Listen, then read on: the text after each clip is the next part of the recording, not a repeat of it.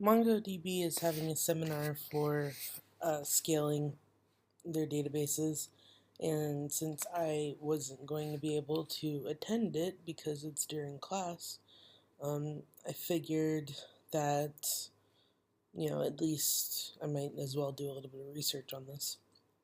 So this kind of goes over, it's a very narrow, like broad overview of, how this particular company scales their MongoDB server or database among their servers. So first, they talk about scaling vertically. And what scaling vertically means is essentially the hardware of the server. They're going to upgrade the single one before actually expanding. Um, so then they'll go and they'll say that they'll do it again. So they say that before you actually need to scale outward, um, MongoDB itself will usually become a bottleneck before the capacity of the server is exhausted. I'm not exactly sure what write lock is, but he says that it's almost always the biggest problem. Um, so when it's clear that write lock could become a factor, they gracefully convert databases to set up core sharding. So that means they run multiple Mongo shards on the same physical one to each CPU core. So that makes enough sense. So they've got multiple uh, Mongo shards running on the same server on each CPU core. So um, then they talk about, bigger stuff. But then they say once they scale upwards and they scale out. Um, and when they scale out at this point, uh, that's when it'll go ahead and it'll create the different shards across all the servers, and it'll scale linearly.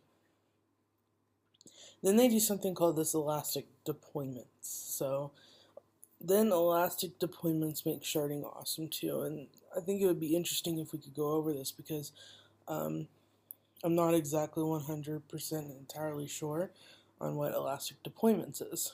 It's got a link. So I'd like to know a little bit more about this. But anyhow, that wasn't the topic.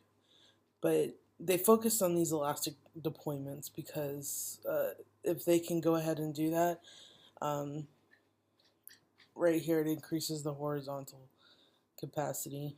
Migrating data adds write load, and through elastic deployments, ramping up the resources on each shard is a really nice way to buy time to get past the load spikes. Okay, so it's kind of like a balancing thing. And then flexibility is a requirement of an evolving data set. So this is just basically saying that, uh, you have to be flexible, you have to keep upgrading your stuff, and you always have to keep scaling your stuff once it's in use. Um, it's also talking about how you shouldn't, overscale or underscale. You need a plan for the right amount because otherwise you could be sacrificing features that you don't need to. Um, or, in other words, just in general, make it harder on yourself.